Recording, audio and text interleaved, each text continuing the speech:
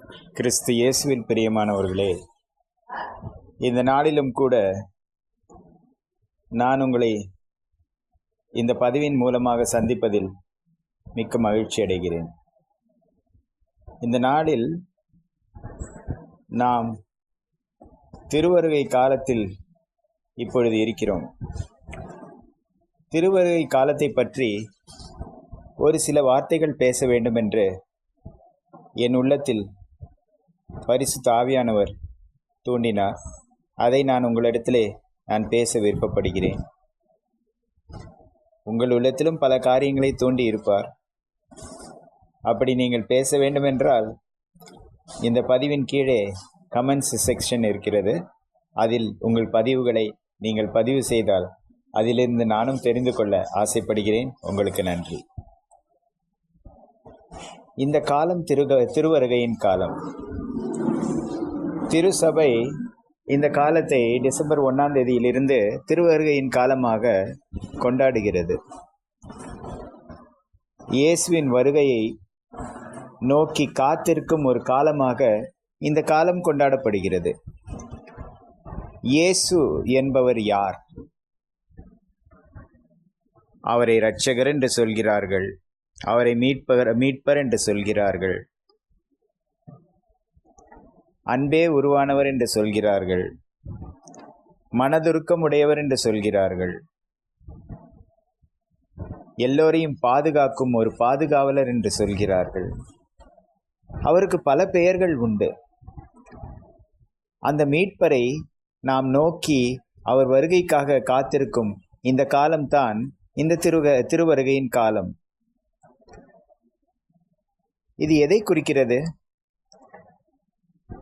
பழங்காலங்களில் 4000 வருடங்களாக இயேசுவை நோக்கி,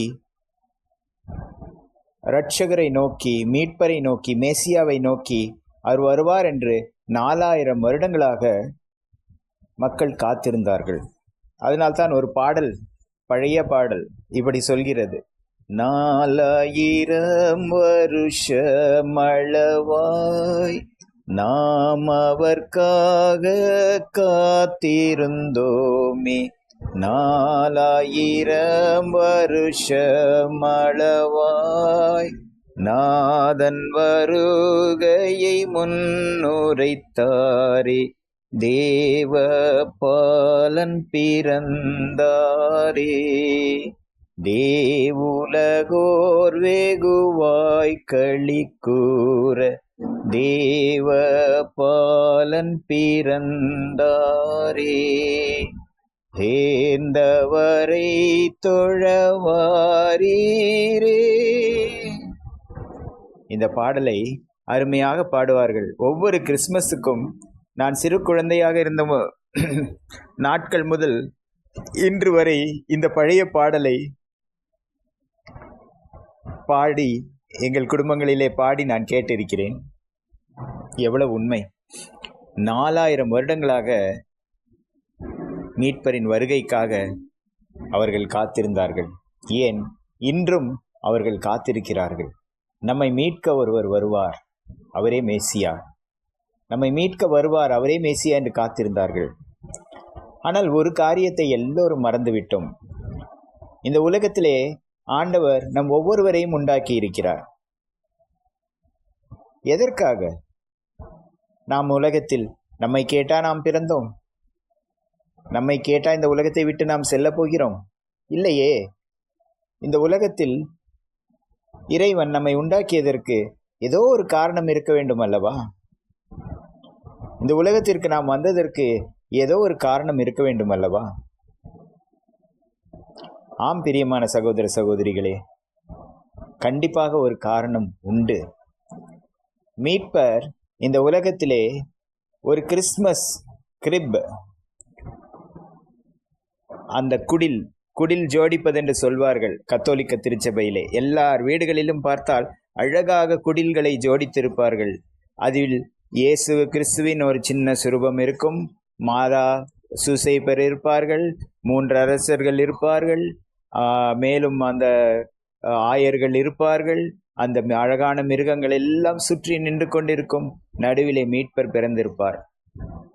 எல்லோரையும், எல்லா தர மக்களையும் இழுக்க வல்லவர் அவர். நான் இல்லை என்று சொல்லவில்லை. ஆனால் அந்த குடிலில் இயேசு பிறந்தால் மட்டும் பற்றாது.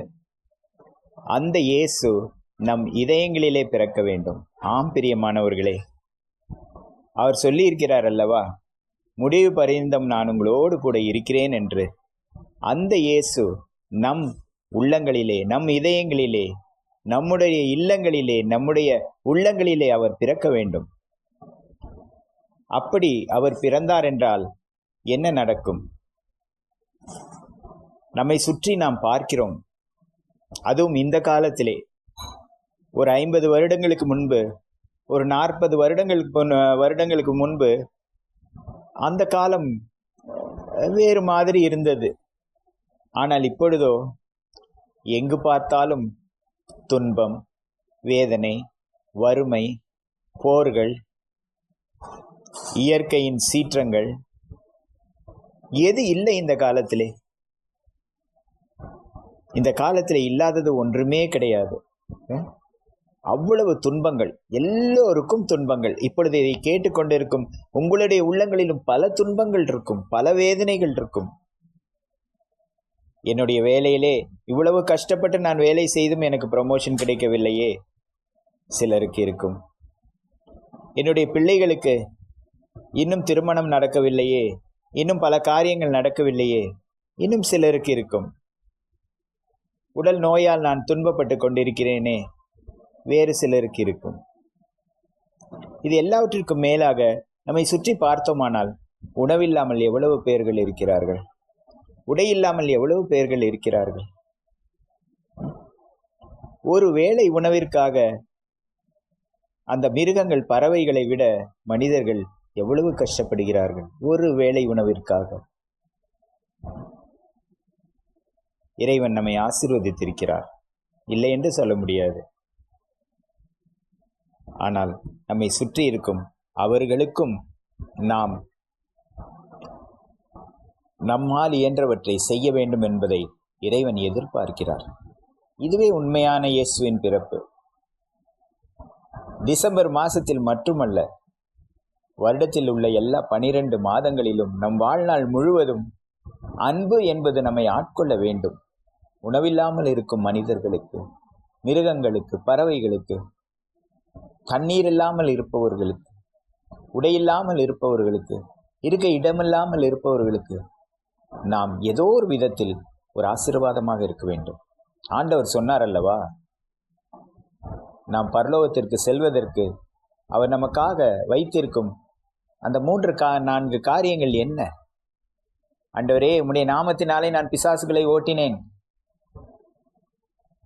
என்னுடைய நாமத்தினாலே ஓட்டினாய், என்னுடைய நாமத்தினாலே அவர்கள் ஓடின, அவ்வளவுதான்.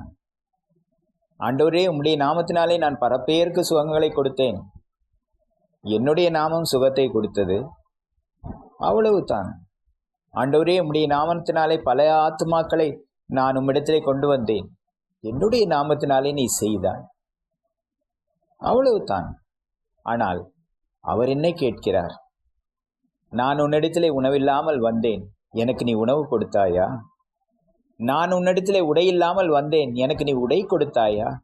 தாகமாக இருந்தேன், எனக்கு நீ தண்ணீர் கொடுத்தாயா? நான் உடல் நலமில்லாமல் நான் ஒரு ஆஸ்பத்திரியில் படுத்து கிடந்தேன், என்னை வந்து நீ சந்தித்தாயா? நான் சிறையில் இருந்தேன், என்னை வந்து நீ பார்த்தாயா? உடனே சிலர் சொல்லுவார்கள், ஆண்டோடைய நாமத்திற்காக சிறைக்கு போகிறவர்களை மட்டுமே நாம் சென்று சந்திக்க வேண்டும் என்று. எவ்வளவு பெரிய ஒரு முட்டாள்தனம்! அனைத்து உயிர்களும் இறைவனால் உண்டாக்கப்பட்ட உயிர்கள். ஏதோ பல காரணங்களினாலே, ஏதோ அவர்கள் பட்ட சில துன்பங்களினாலே சில தவறுகளை செய்துவிட்டு சிறைக்கு சென்றிருப்பார்கள். சிறையில் இருக்கும் ஒரு ஆத்மாவிடத்திலே நாம் இயேசுவை கொண்டு செல்லவில்லை என்றால் அது என்ன நற்செய்தி? ஆண்டவருக்காக ஊழியம் செய்து அதற்காக சிறைக்கு செல்பவர்களை மட்டும் தான் நான் பார்க்க வேண்டும் என்று சொன்னால் அது எவ்வளவு பெரிய முட்டாள்தனம். ஆண்டவருக்காக நாம் ஒரு காரியம் செய்யும் பொழுது நமக்கு பல துன்பங்கள் பல இன்னல்கள் உண்டாகும். Persecutions are a part of our life. இயேசுவின் நாமத்தினாலே நாம் எதை செய்தாலும் நமக்கு எதிராக சில காரியங்கள் தோன்றும். ஆனால் அந்த காரியங்கள் நம்மை ஒன்றுமே செய்ய முடியாது.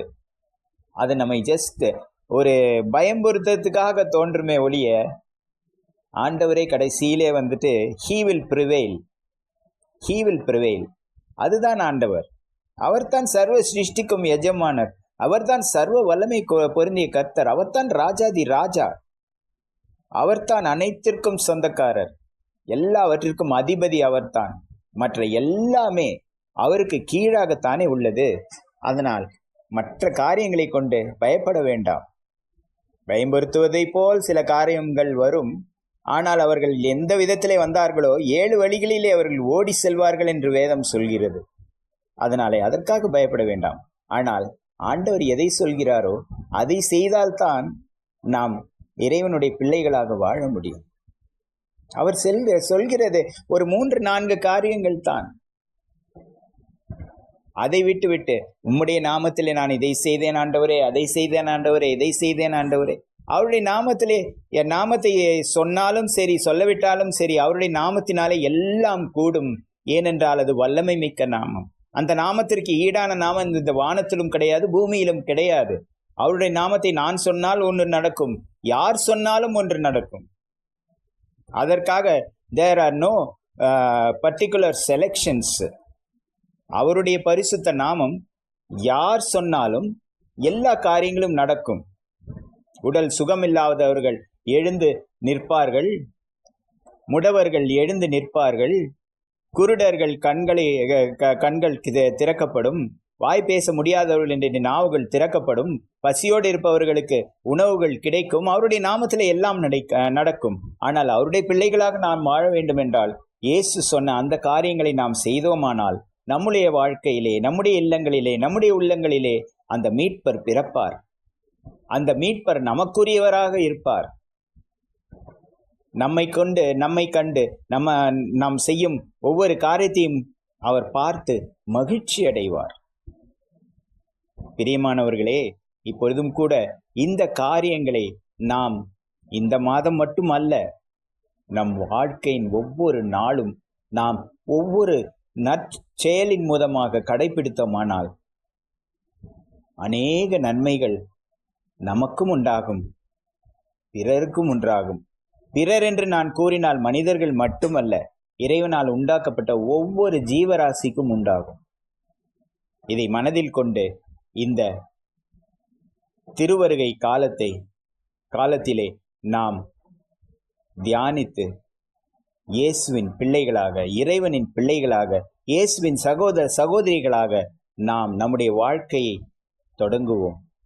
ஒவ்வொரு நாளும் ஒவ்வொரு நற்செயலை நாம் செய்ய இன்றிலிருந்து நாம் முடிவு செய்து கொள்வோம். அவரை நோக்கி நாம் ஜெபிப்போமா? ஜீவனும் பலனும் வல்லமைமிக்க எங்கள் நல்ல தகப்பனே, இந்த நாளிலும் கூட உம்மை நோக்கி நாங்கள் தாழ்மையோடு கூட மன்றாடுகிறோம். உம்முடைய திருமகனாகிய இயேசுவிற்கு நீர் கொடுத்த அந்த உள்ளத்தை எங்களுக்கு தாரும் ஆண்டவரே. மனதுருக்கத்தை தாரும் ஆண்டவரே. அன்பை தாரும் ஆண்டவரே. இரக்கத்தை தாரும் ஆண்டவரே.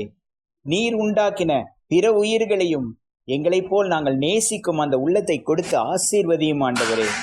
அநேக காரியங்கள் எங்களுடைய வாழ்க்கையில இருக்கலாம், ஆனால் உம்முடைய அன்பு எங்கள் வாழ்க்கையில என்றும் மாறாமல் இருக்கட்டும் ஆண்டவரே. நாங்கள் உம்முடைய பிள்ளைகளாக இருப்போமாக ஆண்டவரே.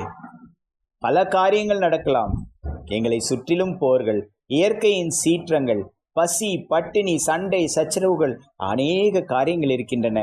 தூயவரே, நாங்களும் இந்த உலகத்திலே அதை எல்லாவற்றிற்கும் மத்தியிலே வாழ்ந்து கொண்டிருக்கிறோம்.